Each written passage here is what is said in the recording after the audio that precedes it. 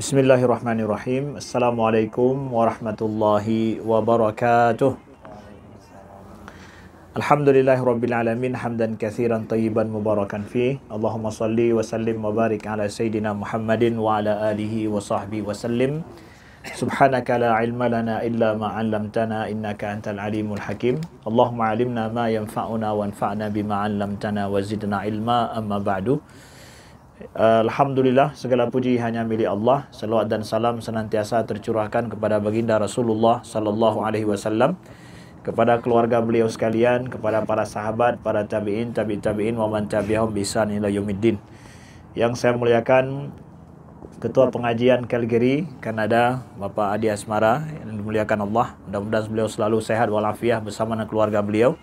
Dimudahkan segala urusan beliau dan rezeki beliau, dan juga ditambah pahala ibadah beliau dalam rangka untuk bertanggungjawab dan memperhatikan dan mengajak serta selalu mensupport kita dalam amal kebaikan, dalam pengajian-pengajian dan silaturahim selalu, amin ya rabbal alamin. Kemudian kepada tetua-tetua kita, orang tua kita yang berhadir di sini, saya pikir sudah pernah berjumpa semua orang tua di sini ya. Dan hampir 50%-nya yang hadir saat ini adalah merupakan asal dari Aceh ya. Alhamdulillah. Kemudian bagi yang belum kenal, ibu-ibu juga yang belum kenal, mudah-mudahan hari ini hari perkenalan kita kepada Pak Dwi yang telah mengantarkan kami dari Edmonton kemari sambil bersilaturahim ya. Apresiasi sebesar-besarnya. Begitu juga kepada Brother Muhammad dan Kak Alfi dari Edmonton yang ikut menemani ya. Dan kepada ibu-ibu semuanya, terima kasih untuk jamuannya yang sedang menanti-nanti kita semua ya. Kapan kita makan, mudah-mudahan kita enggak pulang sampai kita menghabiskan ya semua yang telah disediakan oleh ibu-ibu ya. Biasanya bapak-bapak kalau pergi ke tempat ini yang selalu dalam keadaan semangat kalau ibu-ibunya semangat ya. Ibu-ibunya semangat dengan berbagai macam menu ya. Kita semangat dengan untuk menghabiskan dan melahap menu yang ada ya. Makanya tadi kita mulai dengan bakso ya. Kita tidak mulai terus dengan yang berat supaya jangan terasa ngantuk di sini ya. Ya, mudah-mudahan ini waktu kita nanti selama berapa menit ya, berapa 1 jam kita ya, atau 1 jam setengah. Kita lanjut, ada next session setelah sholat zuhur ya. Sholat zuhur kita di sini jam 1.45 ya. Oke, baik, 1.45. Nah, terima kasih. Ini adalah perjumpaan kita yang kesekian kali, alhamdulillah, tanpa kita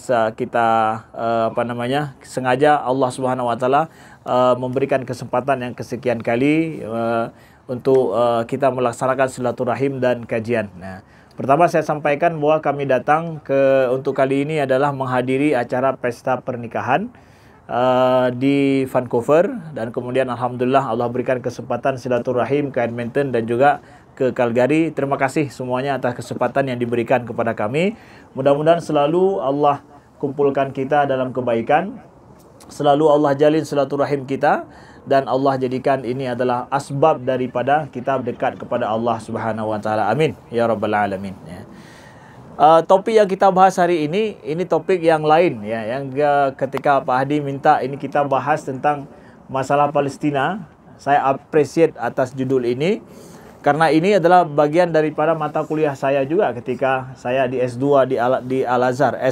S1 dan S2 kami diajarkan tentang masalah Palestina, sejarah Bani Israel dalam Al-Quran, begitu juga tentang masalah sejarah Zionism ya, di abad modern juga sampai saat ini. Nah, baik, jadi ada bahan yang saya kirim di WA itu adalah salah satu daripada rangkuman tulisan saya terhadap sebuah buku yang sudah dilarang beredar, tidak lagi dijual ya.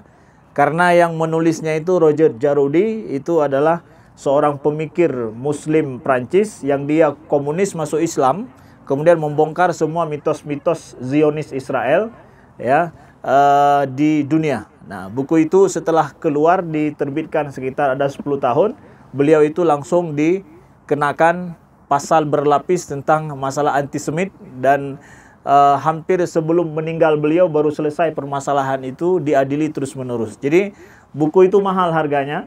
Karena saya tahu buku ini mahal harganya, sempat saya buat resensi dan saya terjemahkan dalam bahasa Indonesia. Tidak full saya terjemahkan, tapi bagian pentingnya, sehingga itu yang ada sama ibu itu adalah saya terjemahkan dulu ketika saya masih belajar di Kairo, ya. Mungkin itu jadi sedikit bahan. Tapi yang akan saya bahas itu adalah kita mulai tentang Bani Israel dalam perspektif Al-Quran dulu, ya. Bani Israel dalam perspektif Al-Quran. Yang kita ketika membaca ayat dalam Al-Quran, kita tahu bahwa perspektif Bani Israel dalam Al-Quran seperti ini, dan itu harus menjadi keyakinan kita, gitu. Jadi kita nggak diombang-ambingkan oleh opini yang dibuat oleh dunia, gitu. Kita tahu opini dunia itu bisa berubah, tapi ayat Al-Quran nggak bisa berubah. Dan itulah yang harus menjadi keyakinan kita. Nah, baik, Israel itu istilah apa, Ustaz? Israel itu adalah nama lain dari Nabi Yakub, ya, gelar terhadap Nabi Yakub, ya. Illa ma harrama Israilu ala nafsihi min qabli an tunazzalat Taurah. Jadi Israel itu adalah sebutan dari Al-Quran dari Allah terhadap Nabi Yakub, ya. Jadi gelar terhadap Nabi Yakub itu bermakna adalah Israel, bermakna Abdullah, hamba Allah, gitu. Ya. Artinya hamba Allah. Nah, Nabi Yakub beliau punya anak. Siapa anak Nabi Yakub? Yusuf dan saudara-saudaranya yang lain, yang beda ibu, gitu, ya. Yusuf, beliau ada 2 orang istri, yang dari istri pertama ada 10 orang anak, ya.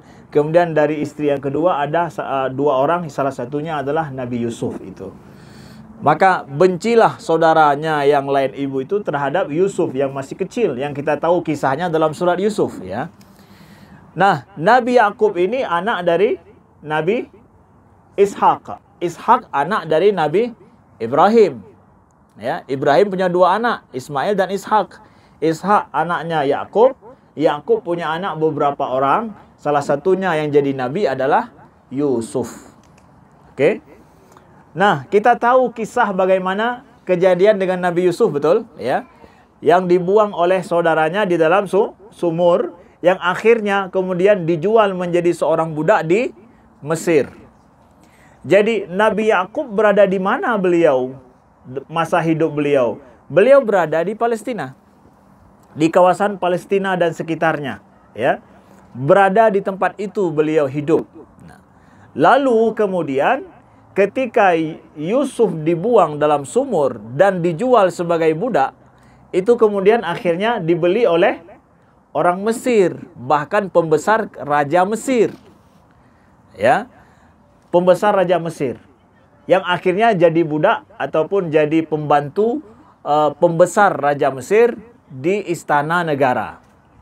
Ya, yang akhirnya terjadi seperti kisah Nabi Yusuf dalam Al-Quran itu, yang tidak kita ulang itu. Nah, lalu ketika terjadi Nabi Yusuf, ternyata sejarah beliau menjadi bendaharawan negeri Mesir, ya, Allah takdirkan kondisi di Palestina dan sekitarnya itu tidak ada makanan karena kering, ya, harus mencari makanan ke negeri Mesir.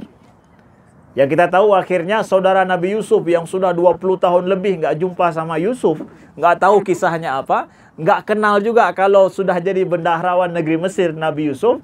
Mereka pergi, disuruh oleh Nabi Yakub, ayo pergi ke negeri Mesir karena di Mesir sana ada banyak pangan dan persediaan makanan. Ya, supaya kalian pergi ke sana, minta sama rajanya orang baik dan juga menteri-menterinya baik. Ya. Disitulah perjumpaan, ya, siapa? Nabi Yusuf yang nggak mereka sangka dengan saudara beliau yang membuang beliau dulu masa beliau kecil, ya. Yang akhirnya beliau maafkan. Beliau maafkan, ya. Aku maafkan tidak ada kesalahan kalian hari ini, aku maafkan semua kesalahan kalian, ya. Sudahlah, yang sudah terjadi itu sudah nggak usah dipikirkan lagi. Memang ada dalam masalah keluarga, kalau ada kesalahan keluarga orang dekat, tidak ada cara obatnya kecuali memaafkan memang. Kita tidak ada jalan keluar kadang dalam hidup terhadap adik abang yang dia menzalimi kita, kecuali memang maafkan, sudah, nggak usah diingat lagi itu. Kalau tidak, sampai kiamat kita akan terus jadi musuh. Jadi kalau ada di antara kita dalam keluarga ingin cari gimana penyelesaiannya terhadap masalah kami yang paling fatal ini, maafkan. Tanpa ada kata maaf, sampai mati kita akan, anak kita pun akan bermusuhan, cucu kita pun akan bermusuhan. Tapi penyelesaiannya adalah apa? Fa'fu wasfahu. Maafkan saja. Udah, nggak usah diingat lagi itu. Sudah selesai. Maka dengan maaf itu apa yang terjadi? Nabi Yusuf peluk-peluk dengan apa?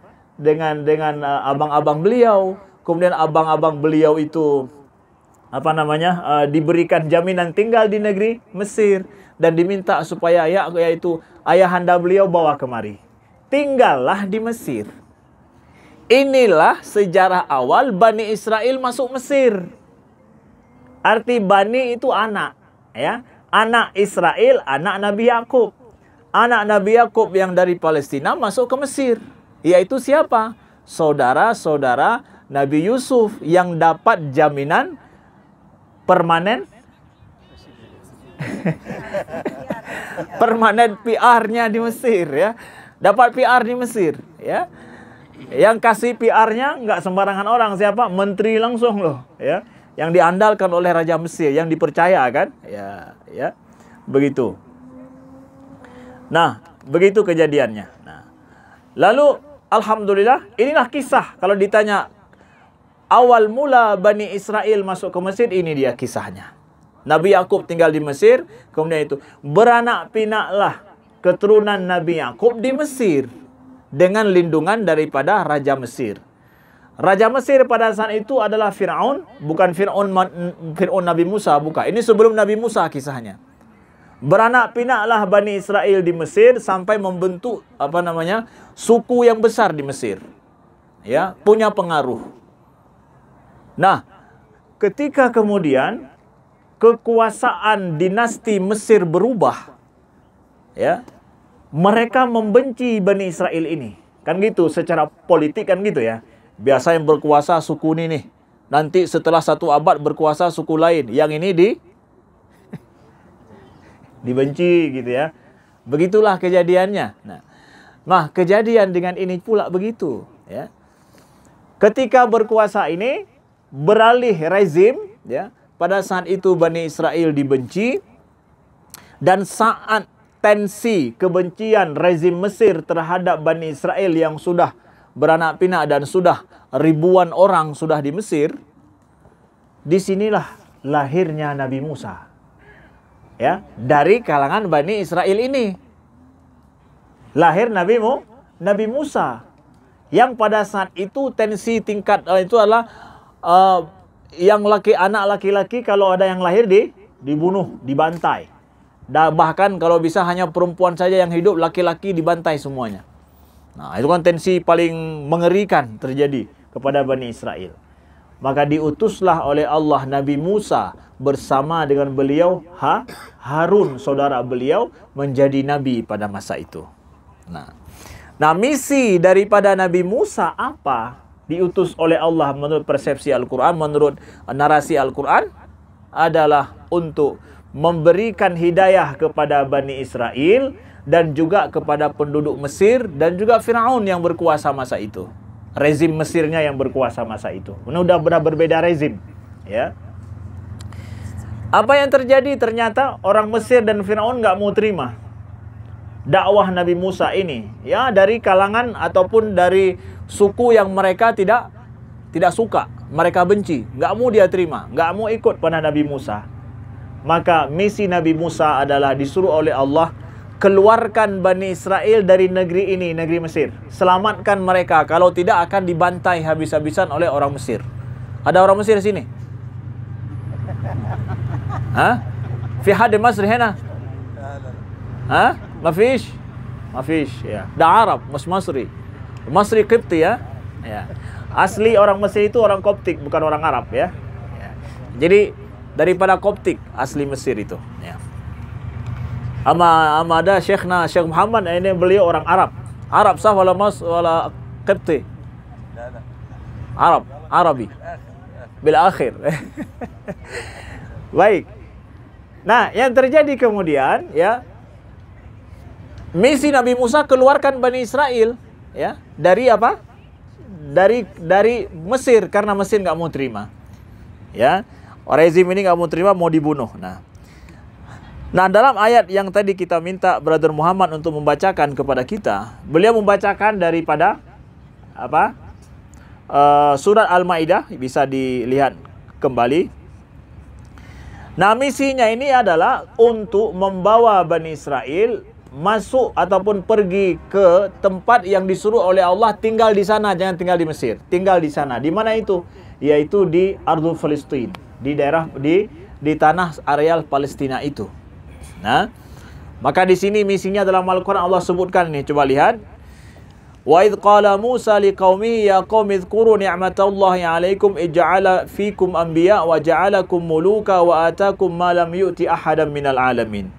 Ketika Musa berkata kepada kaumnya, wahai kaumku, ingatlah nikmat Allah kepada kalian ketika Allah menjadikan para nabi-nabi pada kalian dan dijadikan kalian penguasa-penguasa dan ada yang menjadi raja, dan diberikan kepada kalian yang tidak pernah diberikan kepada satu orang pun di dunia ini. Jadi mereka itu Ustaz, orang dilebihkan oleh Allah. Yes. Bani Israel dilebihkan, bahkan lebih hebat daripada orang-orang sebelum mereka. Iya. Betapa banyak Bani Israel itu diutus pada mereka siapa? Para nabi. Di mana tingkat lebihnya? Allah melebihkan dengan mengutus paling banyak nabi di kalangan manusia. Kalau dibandingkan dengan orang-orang sebelum Bani Israel, hanya Bani Israel yang paling banyak nabi diutus oleh Allah. Jadi, paling banyak diutus oleh Allah, para nabi diperhatikan betul oleh Allah kepada mereka. Ya. Dan Allah sebutkan dalam surah Al-Baqarah, faddaltukum 'alal 'alamin, dan kalian aku jadikan faddaltukum 'alal 'alamin, aku lebihkan daripada sekalian alam. Artinya daripada seluruh umat-umat yang lain. Jadi kalau begitu betul dong Ustaz, kita ini enggak seperti mereka, kita di bawah, mereka di atas. Oke? Begitu. Ayat ini Allah firmankan pada Bani Israel pada masa mereka. Jangan salah-salah baca, jangan salah-salah paham. At that time, ya, Allah katakan sampai saat ini, ya, kalian itu aku lebihkan daripada umat-umat sebelum kalian. Compare-nya dengan umat sebelum mereka. Betul itu. Kalau begitu paling taat dong mereka. Belum tentu. Nah, itu dia, ya.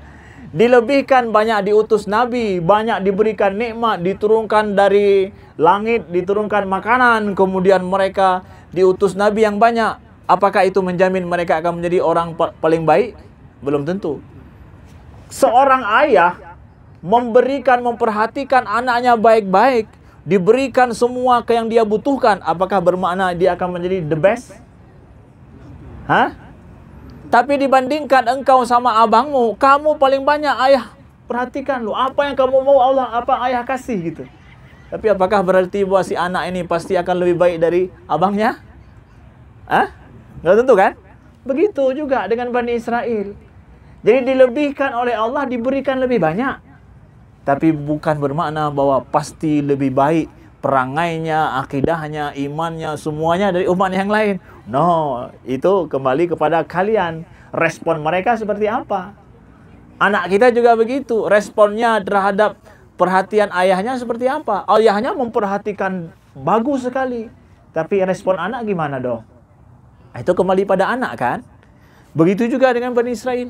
Begitu. Respon mereka terhadap nikmat Allah gimana?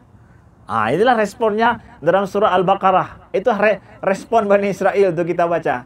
Makanya surat pertama dalam Al-Quran yang kita dibeberkan tentang Bani Israel surah Al-Baqarah kan? Surat paling panjang, paling banyak kisahnya tentang Bani Israel. 1 juz Bani Israel semua ceritanya. Pernah nggak kita bertanya ya? Ya Allah, di awal-awal kami baca Al-Quran, justru yang paling panjang kisahnya tentang Bani Israel. Kenapa ya Allah? Ya kan? Kemudian kisahnya, kalau baca semua ayat, makanya dalam bulan Ramadan yang lalu, saya buat tadabbur Quran, itu adalah satu juz pertama kita selesaikan. Itu semua point of view yang kita dapatkan tentang Bani Israel, semuanya negatif. Tidak ada yang baik. Dalam surah Al-Baqarah itu, juz pertama semuanya adalah kebobrokan Bani Israel yang Allah beberkan. Why? Bermakna bahwa Allah kasih tahu umat Muhammad nih, dalam hidup mereka akan banyak perlu belajar dari Bani Israel dan paham siapa mereka. Karena apa? Karena kita umat Nabi Muhammad menjadi yang memikul amanah setelah Bani Israel. The time of Bani Israel over. Ya, udah expired nih mereka nih. Ya, datang umatnya Nabi Muhammad. Nabi Muhammad, semua kelebihan-kelebihan kalian over. Sekarang adalah masanya umat Nabi Muhammad. So, belajar kalian daripada bangsa yang sudah dilebihkan tapi gagal dalam mengemban mission. Kenapa gagal? Baca dari awal surat. Baca dari awal daripada Al-Quran. Kenapa mereka gagal? Makanya semua yang negatif Allah kasih tahu nih.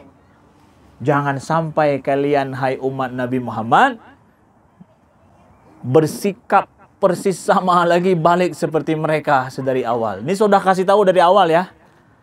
Nggak disebutkan dari awal semua sikap-sikap mereka yang sama. Makanya Al-Baqarah dan judulnya kan. Al-Baqarah judul suratnya lembu, sapi.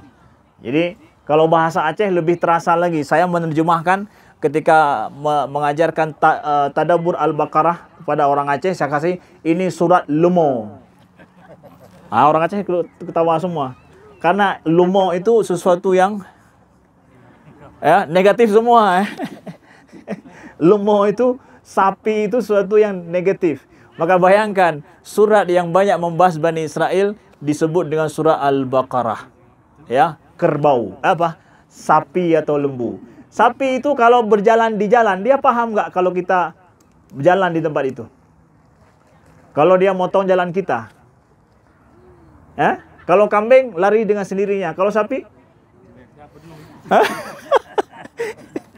Tak peduli, mencelakakan orang dia. Ya. Udah panas beralih aja ke sini ya. Amin ya. Ya. Enggak apa-apa di situ. Sampai dulu. Ya.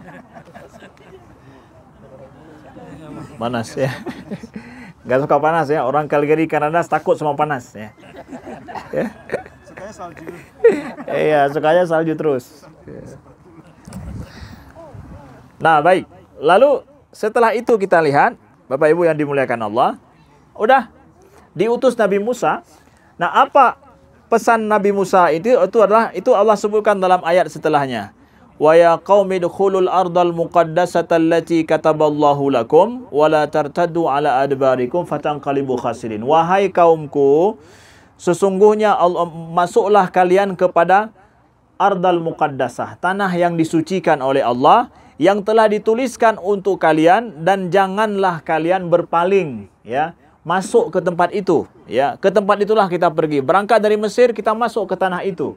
Ke tempat itu sudah perintah dari Allah. Itu menjadi tanah yang disucikan oleh Allah, masuk ke tempat itu.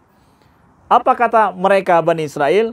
Qalu ya Musa inna fiha qauman jabbarin. Wahai Musa, kami enggak mau dimasuk ke tempat itu karena di situ ada orang-orang yang jabbarin. Orang-orang yang kekar, tinggi, kuat, besar-besar ya, yang menempati tempat itu. Kami enggak mau masuk. Ya, kami tidak mau masuk. Apa dia bilang? Wa inna lan nadkhula hatta yakhruju minha. Fa in yakhruju minha fa inna dakhilun. Kalau mereka yang tinggal di tanah itu keluar dari tempat itu, baru kami masuk. Tapi kalau mereka ada di situ, kami enggak mau masuk. Lihat tuh respon Bani Israel. Ya. Kemudian ada yang kalangan Bani Israel yang bilang, qala rajulani minal ladzina yakhafun an amallahu alaihim adkhulu alaihimul bab. Ada yang bilang, kalian jangan begitulah. masuklah kalian ke tempat itu. Kalau kalian masuk ke tempat itu, kalian akan menang. Kalaupun perang, kalian akan menang. Karena Allah sudah perintahkan. Ya sudah, pergi masuk ke tempat itu dan tinggal di tempat itu. Ya, adalah yang sadar diri juga, enggak semuanya membantah. Selalu ada begitu memang. Ya, kalaulah 90% mereka enggak sadar diri, biasanya ada 5% yang itu pikirannya masih waras. Ya, ada begitu memang. Selalu begitu ya. Tinggal yang waras ini didengar nggak? Ya, kalau yang waras ini didengar, mereka akan oke. Kalau nggak didengar, ya akan semuanya akan binasa. Nah gitu. Selalu begitu. Dalam semua komunitas begitu. Baik komunitas kecil atau besar. Ya. Nah, wa 'alallahi fatawakkalu in kuntum mu'minin. Kalau kalian mau beriman, tawakal aja kepada Allah. Jangan takut. Nah, begitu nasihat mereka. Tapi apa respon mereka kedua kali dari Bani Israel? Qalu ya Musa lan nadkhulaha abadan madamu fiha. Wahai Musa, kami lan itu bahasa Arabnya udah enggak akan pernah sama sekali. Never. Enggak akan pernah kami masuk ke tempat itu, ya. Selama mereka orang-orang itu ada di tempat itu. Fadhhab anta wa rabbuka faqatila. Engkau wahai Musa pergi sama Tuhanmu berdua perang ke sana. Biar kami duduk aja di sini. Gimana tuh? Hah? Respon Bani Israel ini. Keras kepala? Cari enaknya aja. Ya. Kalau keras kepala oke lah. Ini udah keras hati itu. Ya, kalau keras kepala masih bisa kita banting. Tapi kalau hatinya keras, nggak ada obatnya lagi. Bahkan dia bilang, engkau Musa, bukan engkau wahai Nabi. Kita nggak dapatkan Nabi Muhammad dipanggil oleh sahabat wahai Muhammad. Nggak pernah. Ya Nabi, wahai Nabi, ya Rasul. Mereka bilang apa? Ya Musa, kau pergi sama Tuhanmu berdua tuh sana, pergi perang. Kami duduk aja di sini, kalau udah selesai perang kami baru masuk. Gimana tuh? Ya, sifat Bani Israel. Ya. Ini fakta sejarah bahwa tanah itu nggak pernah kosong. Ya. Tanah itu nggak pernah kosong. Ya. Jadi kalau ada hari ini yang mitos mengatakan bahwa the land without people to the people without land, omong kosong, falsehood. Dari awal sejarah itu ada orang. Fiha qauman jabbarin. Di situ ada orang-orang yang penduduk asli itu yang memang kekar-kekar badannya. Itu kaum Fonik yang tinggal di situ dulu. Nggak pernah kosong tanah itu. Maka hari ini kita jangan mau dibohongi, ya. Dikatakan bahwa itu adalah tanah tanpa tuan, untuk tuan tanpa tanah. Itu mitos. Makanya Roger Garudi ditulis itu mitos Zionism pada abad ini, ya. Begitu, ya. Nah, akhirnya apa? Nah, ini kita paham Al-Quran mengatakan, ya. Qala rabbi inni la amliku illa nafsi wa akhi fafruq bainana wa baina qaumil fasikin. Ya Allah, aku tidak memiliki hanya diriku dan saudaraku yaitu Harun, ya. Aku nggak punya siapa-siapa ternyata. Nggak ada yang mau dengarkan aku. Ya Allah, ya. Maka Allah sampaikan, fafruq bainana wa baina qaumil fasikin. Ya Allah, pisahkan aku antara aku dengan orang-orang fasik ini semua, ya. Orang-orang yang nggak patuh sama Allah disebut orang fasik, ya. Lalu apa kejadian akhirnya?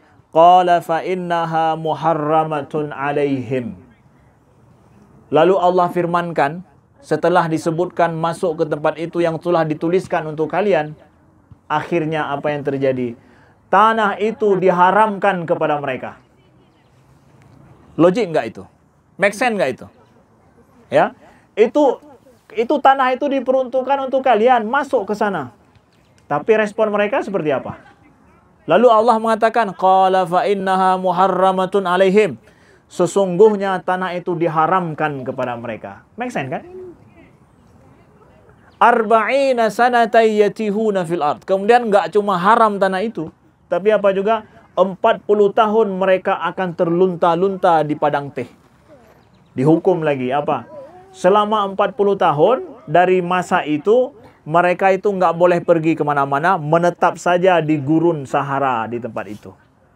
Itu di gurun Sinai. Ya, Sinai keluar dari Mesir setelah akhirnya Fir'aun ditenggelamkan kan, dikejar. Fir'aun mengejar Nabi Musa dengan Bani Israel yang sudah keluar puluhan ribu itu, ditenggelamkan Fir'aun di sungai di Laut Merah. Dan kemudian Bani Israel sudah sampai di semenanjung Sinai. Disitulah disuruh masuk, Palestina nggak mau masuk. Dihukum oleh Allah untuk mereka berada di padang Sinai itu, yang nggak ada pohon, nggak ada apa-apa, panas. Ya, nggak seperti ini panasnya. Ya. Di bawah itu pasir ya. 40 tahun mereka nggak boleh keluar dari tempat itu. Ya. Para ulama bilang 40 tahun nggak boleh keluar di tempat itu, gimana caranya? Kan bisa lari mereka. Kejadiannya, setiap mereka mau keluar di tempat itu cari tempat perlindungan, balik lagi ke tempat semula. Dia pikir sudah pergi jauh, ternyata mutar tempat balik. Udah 2 hari jalan, balik lagi ke tempat ini. Taih mereka. Taih itu apa? Disguise apa? Sesat dia. Mereka sesat. Tahu-tahu tempat ini balik gitu. Padahal udah pergi 2 hari gitu. Terus selama 40 tahun. Ya. Para ulama mengatakan, why 40 tahun itu? 40 tahun ternyata adalah berubahnya generasi. Generasi yang keras hati, keras kepala itu mati semua, anak mereka sudah muda-muda, ya. Mudah-mudahan berubah generasi. Makanya kadang dalam perubahan sosial, kita mendapatkan kondisi sosial tertentu yang nggak bisa kita ubah. Memang nggak ada obatnya. Nggak perlu ada kondisi masyarakat, nggak perlu dicari obat. Tunggu aja apa?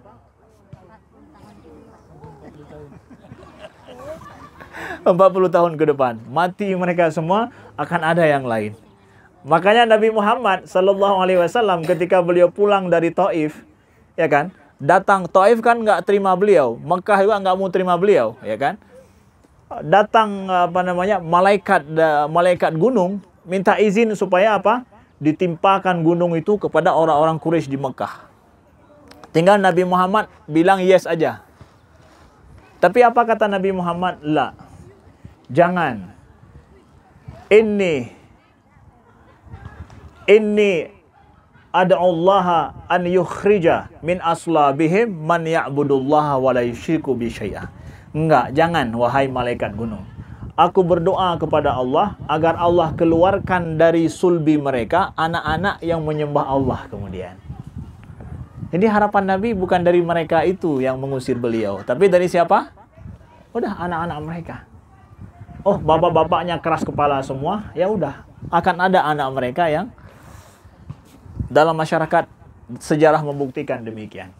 Jadi nggak perlu habiskan energi bicara dengan ayah ibu mereka. Ya udah, kita pikirkan anaknya saja, selamatkan anaknya. Insya Allah akan berubah dengan anaknya nanti. Nah, betapa generasi terbaik itu harus kita perhatikan. Ya, baik, sekian dulu. Udah sampai sholat waktu? Belum? Oke, baik. Masih ada. Lanjut kalau gitu. Ya, dah. 20 menit lagi. Sesi pertama nanti setelah 20 menit ya, kita lanjutkan ke bagian lain. Baik. Apa yang terjadi kemudian? Berarti secara konsep Quran, Palestina itu halal mereka masuk? Haram. Haram mereka masuk. Kami sudah diberikan kepada kami, betul, diberikan. Kalau mereka buka Ten Commandment dan yang lain atau Taurat hari ini ataupun Old Testament hari ini, mereka akan dapatkan ayat-ayat yang mengatakan itu. Iya, itu masa dulu kalian sebelum datang Nabi Muhammad. Ya. Dan juga sebelum kalian membangkang. Setelah kalian membangkang itu diharamkan semua. Nggak boleh lagi kepada kalian. Al-Quran telah beberkan semua itu. Bahkan Al-Quran menuliskan, Al-Quran juga dituliskan dalam Al-Quran, diwahyukan Allah. Kalian telah dijadikan umat yang nomor 1 di dunia. Itu ada ayatnya. 2 kali dalam surah Al-Baqarah Allah sebutkan. Faddaltukum 'alal 'alamin. Aku telah lebihkan kalian dari umat-umat semuanya. Semuanya sebelum kalian, bukan sesudah kalian. Sesudah kalian ada umat lagi yang lain. Ya, sudah expired kelebihan kalian karena apa? Kalian membangkang semuanya. Nah, gitu. Kalian membangkang semuanya. Jadi jangan lagi ambil ya cerita mitos zaman dulu untuk kalian hidupkan masa ini. Udah expired itu. Ya, masa zaman sudah berganti. firman Allah telah turun setelah itu yang lain. Kalian wajib beriman dengan firman itu. Nah, ya, baik. Lalu Bapak Ibu dimuliakan Allah, saya lompat kemudian untuk kita paham tragedi Palestina. Itu sejarah dulu overview-nya tentang masalah mereka. Jadi masalah Palestina kemudian hari ini muncul, ya. Itu adalah dimulai dengan gerakan Zionism. Gerakan Zionis. Gerakan Zionis ini adalah dibuat atau dibentuk, diasaskan oleh seorang jurnalis dari Swiss yang bernama Theodor Herzl. Theodor Herzl ini pada tahun 1897, ya, dia mengasaskan ini dengan mengajak pemuka-pemuka orang Yahudi di seluruh dunia untuk memikirkan tentang tanah khusus untuk Bani Israel atau orang-orang Yahudi lah. Untuk orang-orang Yahudi. Kenapa harus dipikirkan ada sebuah negara khusus untuk mereka dalam bentuk sebuah negara? Karena orang Yahudi ini, bangsa Yahudi, dihukum oleh Allah setelah mereka pernah masuk ke Palestina. Ya, setelah 40 tahun itu mereka masuk ke Palestina. Mereka membuat kerajaan ada sekitar 1 abad lebih. Dan Nabi Sulaiman kemudian lahir di Palestina menjadi Nabi. Itu semua kemudian mereka dibantai oleh Nebukadnezar dan mereka terpencar seluruh dunia. Mereka terpencar. Tidak ada tempat khusus mereka ngumpul setelah diusir dari Palestina oleh bangsa Nebukadnezar itu. Ya. Jadi di abad modern, abad ke-18, mereka ada yang mikir, ini kita bagaimana kalau Yahudi ini buat sebuah negara? Karena semua terpencar gitu. Nggak ada tempat khusus bagi mereka, mikir mereka. Maka diundanglah berbagai macam perwakilan Yahudi seluruh dunia untuk ngumpul musyawarah tentang itu. Secara ilmiahnya, apakah semua Yahudi itu mau ngumpul untuk buat sebuah organisasi khusus berpikir tentang masalah politik negeri untuk Yahudi? Logisnya semua ngumpul dong, tapi tidak semua berkumpul. Hanya sebahagian kecil saja yang mau ngumpul mikir untuk masalah itu. Ternyata tidak semua orang Yahudi masa akhir abad 18 setuju dengan ide tersebut. Dah. Lalu kemudian, walaupun nggak semua setuju, tetap dibuat gerakan ini oleh Theodor Herzl. Ketika mereka sudah membuat itu, mulailah mereka melobi imperialis, kolonialis yang masa itu sedang berkuasa. Kan masa itu masa penjajahan kan?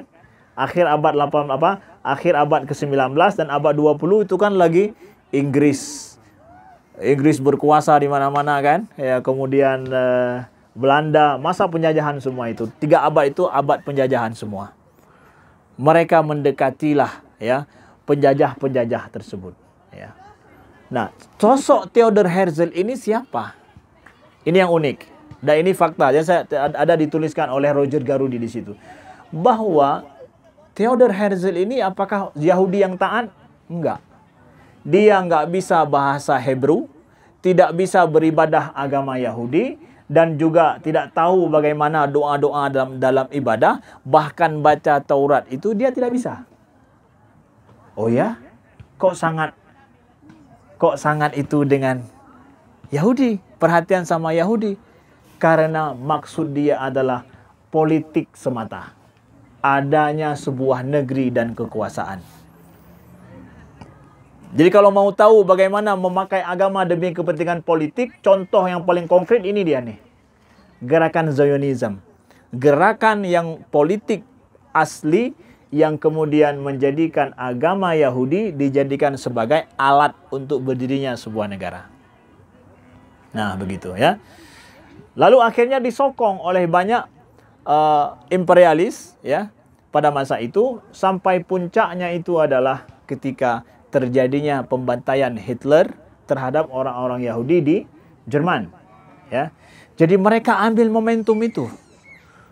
Nah, disinilah terjadi kerjasama antara pembesar-pembesar Zionis ini dengan rezim Hitler untuk mentransfer orang-orang Yahudi di Jerman, ditransfer ke Palestina untuk supaya bahasa mereka diselamatkan. Ya, tapi kerjasama. Nah, ini nih dibongkar oleh Roger Garudi di tulisan yang saya buat itu. Mereka buat kerjasama. Jangan buang kemana-mana, jangan. Kasih biar kami kita transfer ke Palestina. Karena di sana nanti akan kita buat cikal bakal negara Yahudi. Kok bisa ditransfer ke Palestina? Karena Palestina masa itu setelah tahun 1924, Khilafah Utsmaniyah akan bubar. Khilafah Utsmaniyah sudah bubar, Palestina itu dikuasai oleh Inggris. Mandatnya kepada Inggris. Nah, mandat kepada Inggris, kelompok Zionis pembesar-pembesar ini yang masih cari-cari tanah. Jadi nggak langsung mereka mentarget adalah Palestina. Ini perlu kita pahami juga. Ustadz, mereka buat Zionis itu buat negara memang untuk Palestina disasar enggak? Mereka hanya mau buat negara Yahudi, titik. Di mana terserah di mana ada tanah. Makanya mereka pertama inginkan buat adalah di Afrika. Ya, di Madagaskar. Kemudian nggak bisa juga mereka pergi ke Siprus, Malta, ya. Kemudian sampai terakhir mereka cari tanahnya itu minta kepada Inggris di Sinai. Nggak diizinkan juga. Akhirnya mereka mendekati siapa? Ketika jatuh di tangan Inggris Palestina, mereka baru sadar itu lebih bagus. Dekati Inggris. Maka Perdana Menteri Inggris pada saat itu, Menteri Luar Negeri Inggris yaitu Balfour, didekatinya Balfour ya untuk kasih izin kami ya mentransfer orang-orang Yahudi yang di Eropa ini bawa ke Palestina karena kita ingin membuat negara di sana. Inggris yang tiba-tiba berkuasa di Palestina setelah bubarnya Utsmaniyah mendapatkan angin segar. Kita buat negara ini, kita nggak perlu harus capek-capek ngurus, biar mereka yang ngurus, tapi itu dalam genggaman kita. Sedangkan Eropa mau lepas diri daripada orang Yahudi. Karena dianggap juga Yahudi ini yang menghisap darah mereka, ekonomi mereka. Persis orang Yahudi di Eropa itu, maaf cakap, seperti orang Cina di tempat kita. Ya maaf cakap, kalau ada yang keturunan Cina bukan maksudnya semua Cina ya. Di Aceh, Cina itu tinggal di mana? Hah? Ada yang pergi ke sawah? Ada yang pergi mereka bantu kita buang sampah, bekerja di kantor buang sampah, atau mereka kerja di tempat ekonomi kita yang paling pesat? Hah? Ya, begitu juga saya pikir di mana? Di kota-kota besar. Tabiat bangsa yang tercerai-berai itu dia akan selalu tinggal di tempat ekonomi paling pesat. Itu mereka akan ke situ. Karena mereka nggak bisa bertahan seperti orang pribumi. Orang pribumi punya tanah, dia akan menjaga tanahnya. Sedangkan mereka nggak punya tanah. Yang mereka jaga apa? Keuntungan ekonomi saja. Pasarlah tempat di mana bisa bercokol hidup mereka. Maka Cina semua di pasar. Nggak ada di pemerintahan. Mereka nggak bisa hidup di situ. Mereka hanya mementingkan keuntungan ekonomi. Maka pada saat Eropa sedang perang, mereka mikir tanah mereka untuk membebaskan tanah mereka, ekonomi mereka yang pegang. Nah, kalian perangnya teruslah, biar kami yang ngurus ini semua.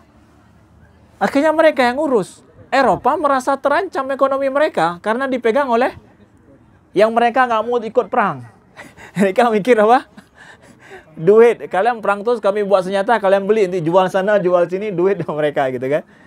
Eropa merasa terancam, makanya Hitler marah. Hitler itu marah ya. Jerman capek-capek mempertahankan bangsa Aryanya mereka. Ketika Jerman minta ini duit dari kalian yang udah kalian kumpulkan berapa lama bisnis di Jerman, kasih kemari. Nggak dikasih sama orang itu. Marah Hitler. Diusir ketika dia berkuasa, diusir dari Jerman. Nah itu dia. Datanglah orang Zionis ini mengatakan bahwa dah ketemu nih. Kalian mau bersih-bersih orang Yahudi, Pas. Kami juga mau perlu orang Yahudi, kita transfer ke sana, kita buat negeri. Nah, jadi satu orang ada yang mencret, satu orang lagi ada yang lapar. Nah, ada orang mencret, kata orang Aceh, ada satu yang mencret, satu ada anjing yang lapar. Dapatlah. Nah, ketemulah dua kepentingan ini. Maka ditransferlah Yahudi-Yahudi yang nggak layak pakai dari Eropa ke Palestina. Jadi bukanlah Zionis itu mentargetkan Palestina dari awal. No. Pokoknya adalah negerinya dulu buat untuk itu. Ternyata kemudian dapatnya Palestina. Nah, ketika dapat Palestina, barulah mereka ambil agama Yahudi untuk dijadikan alasan, excuse mereka untuk, excuse ya, atau reason ya, untuk dijadikan sebagai kenapa kami harus ke Palestina. Baru mereka ambil itu. Alasan-alasan dari Taurat. Oh, ini tanah dulu kami punya sejarah. Kan Bani Israel dulu dari Palestina, ya. Dari Palestina dulu, ya. Kemudian kan ini Tempel Sulaiman kan di Palestina dulu, ya. Udah kami balik lagi. Ini adalah Promised Land. Promised Land-nya betul dalam Al-Quran kan? Dijanjikan kan? Masuk sana itu dijanjikan untuk kalian. Tapi sudah diharamkan, ya, nggak boleh masuk lagi, ya, expired sudah itu, dan sangat make sense ayat Al-Quran sampaikan begitu, ya, begitu, udah expired itu.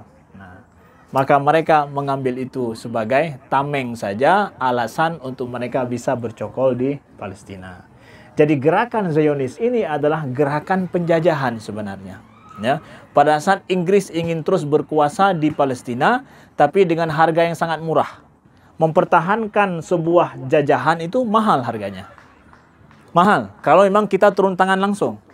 Yang paling enak gimana? Buat buffer zone dalam istilah politiknya. Buat buffer zone. Negara-negara buffer zone. Negara yang nggak perlu banyak diurus, tapi dia setia dengan kita. Udah itu aja. Nah, ketika kemudian Inggris ternyata kalah dalam Perang Dunia Kedua, ya, Amerika yang menang, Amerika ambil alih. Yang Inggris, kalian nggak perlu banyak mikir itu daerah Israel itu yang terbentuk itu adalah biar kami yang ngurus. Kalian sudah kalah perang, udah biar kami yang ngurus. Nah, ya, diuruslah oleh Amerika karena Amerika ingin berkuasa di Timur Tengah. Maka abad 20 itu adalah abadnya Amerika sampai hari ini mungkin, ya. Mereka yang mengurus itu semua. Nah, pertanyaan di sini. Ustadz, apakah semua orang Yahudi itu setuju dengan gerakan Zionis? Tidak. Karena sebahagian orang Yahudi di dunia menganggap bahwa adanya gerakan ini itu tidak sesuai dengan kitab suci mereka.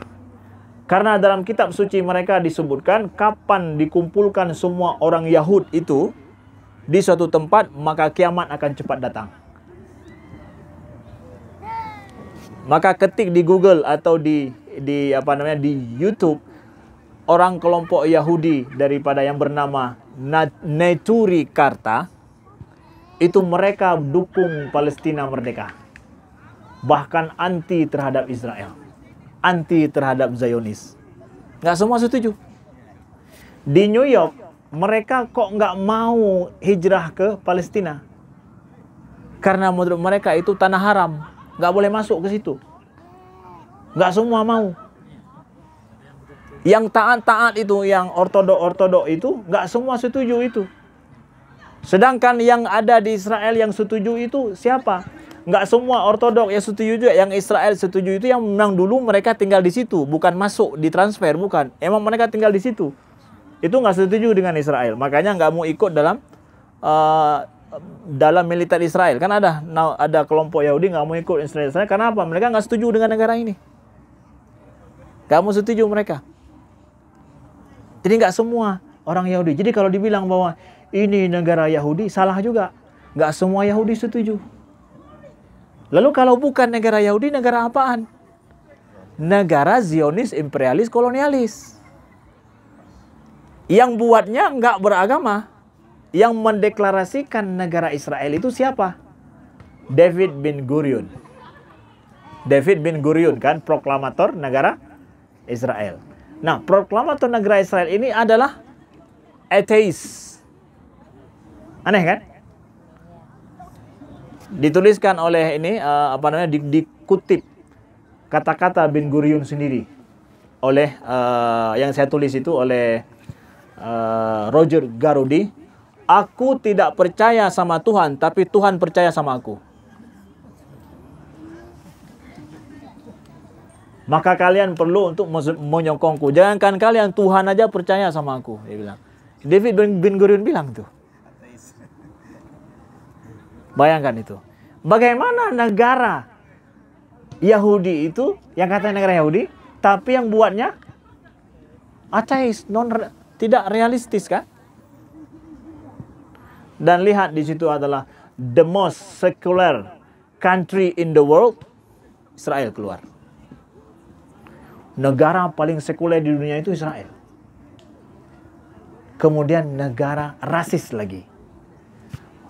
Resolusi PBB 1975 menetapkan bahwa negara apartheid dan rasis itulah dia negara Israel itu. Tapi setelah 92 Uni Soviet runtuh, Amerika memaksa hapus resolusi itu. Coba cari itu, dapat itu resolusinya. Betul memang ada. Bahwa mengelompokkan negara Israel dibuat oleh Zionis. Zionis ini adalah kelompok yang rasis dan dia adalah apartheid. Itu ditetapkan resolusi PBB loh dari sejak 1975.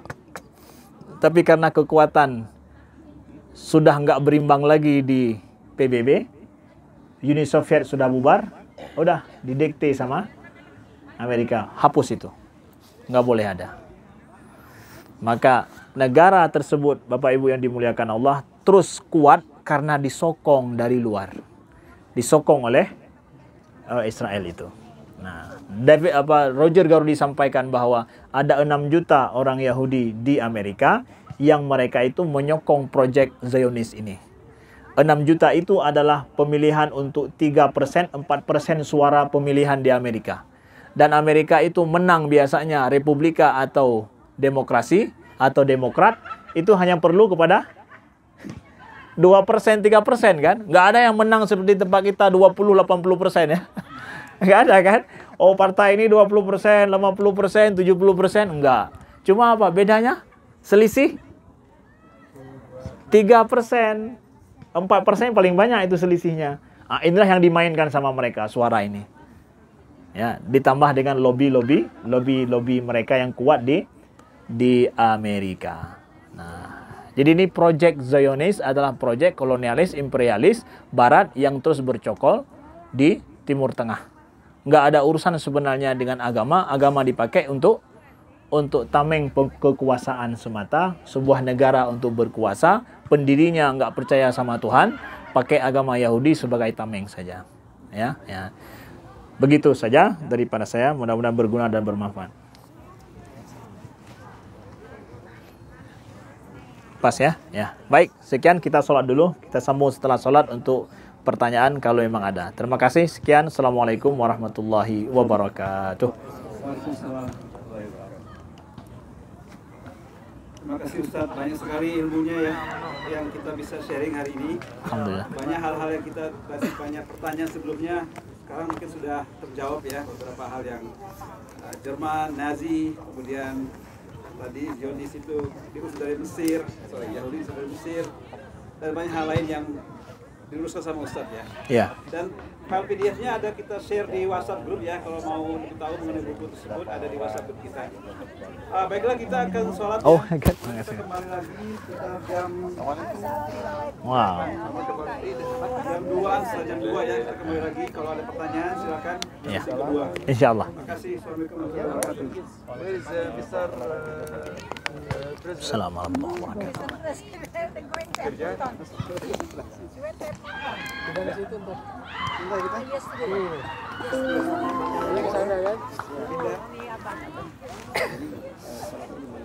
Di sini aja.